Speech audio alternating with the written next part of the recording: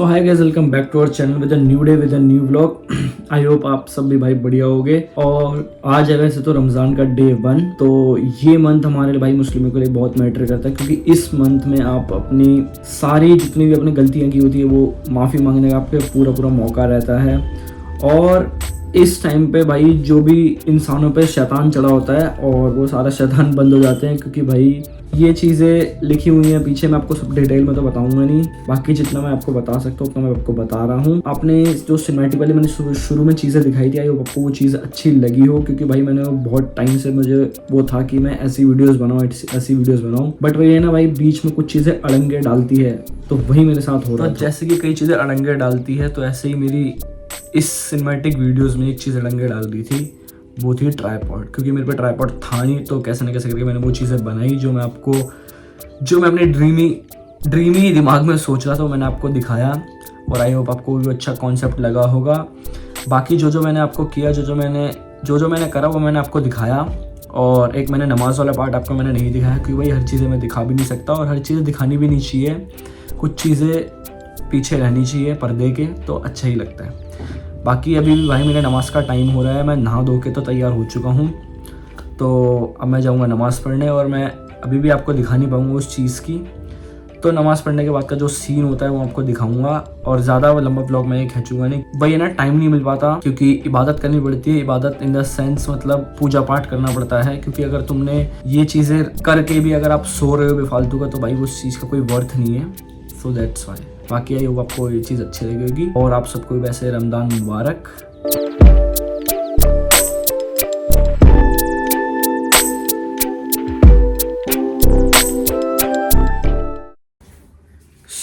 कल की जो दिन की मैंने नमाज पढ़ी, उसके बाद प्लान में थोड़ा सा आ गया था चेंज, क्योंकि रमज़ान में एक और चीज़ बहुत कॉमन होती है मुस्लिमों के घरों में, क्योंकि जो उनके रिलेटिव्स होते हैं वो इफ्तारी रखते हैं घर पे। इफ्तारी इन द सेंस जब आप रोज़ा खोलते हो उस चीज़ को इफ्तारी कहते हैं, और जब आप रोज़ा रखते हो, जब खाते हो, उसको सहरी कहते हैं।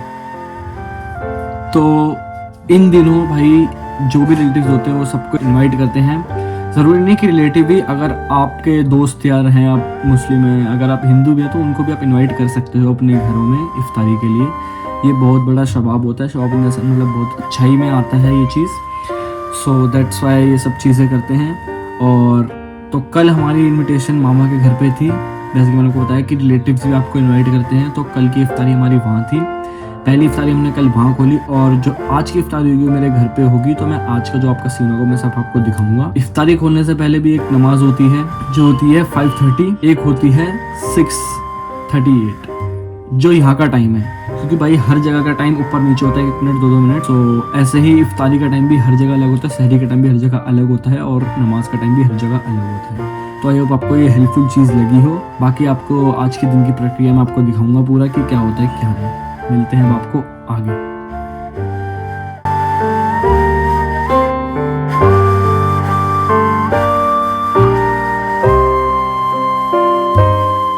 तो भाई रोज़ा खुलने का टाइम हो चुका है। मैंने तो ये सारी इफ्तारी पढ़ी है यहाँ पे, और अभी मेरे पास बिल्कुल टाइम नहीं है, क्योंकि रोज़ा खोलने के बाद ही सीधा हमें नमाज़ पढ़ने जाना होता है, क्योंकि नमाज भी होती है। तो नमाज़ पढ़ने के आने के बाद हम खाएंगे, तो अभी बिल्कुल थोड़ा सा खा के फिर जाएंगे नमाज़ पढ़ने। और वैसे खजूर खाना सुन्नत होता है। अगर जो खजूर नहीं खा सकता है वो भाई वो नमक से भी खोल सकता है। तो ये 2 ऑप्शन होते हैं आप पे।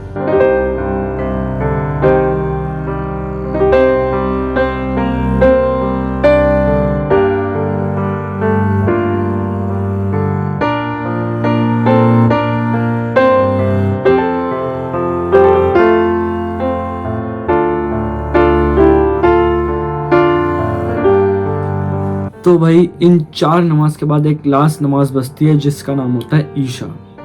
तो ईशा की नमाज के बाद रमज़ान में एक चीज़ मैंडेटरी होती है मेरे साथ, तो मैंने गलत बोला बट ठीक है भाई, तुम समझ गए ना। तो भाई उसमें उस चीज़ को बोलते हैं तराबी। तो तराबी भी हम पढ़ते हैं। तराबी अब हर जगह की अलग अलग होती है। वैसे तो 30 दिन वाली तराबी होती है, कि मतलब 30 दिन के रोजे होते हैं, 30 दिन की तराबी होती है। बट जो अगर 30 दिन नहीं पढ़ सकते उनके लिए एक ऑप्शन होता है 10 दिन की तराबी। तो तराबी इस रमज़ान में मेन रोल प्ले करती है, उसको पढ़ना भी सुन्नत होता है। जैसे कि मैंने कुछ सुन्नत का पहले वो बताया कि सुन्नत का क्या मतलब होता है। अगर तुम आपने नहीं सुना, इग्नोर कर दिया, तो भाई सुन्नत का मीन्स होता है एक अच्छी चीज़ मानी जाती है। तो भाई वो ज़रूर पढ़नी पड़ती है। अगर आप रमज़ान में नहीं पढ़ोगे तो भाई फिर कुछ फ़ायदा नहीं है। तो बस ये बताना था। और फिर तराबी के बाद हमारा पूरा डे एंड हो जाता है। तराबी के बाद फिर वही साइकिल वापस चालू होती है जो मैंने आपको शुरू से बताई। तो अब मैं जा रहा हूँ तराबी पढ़ने।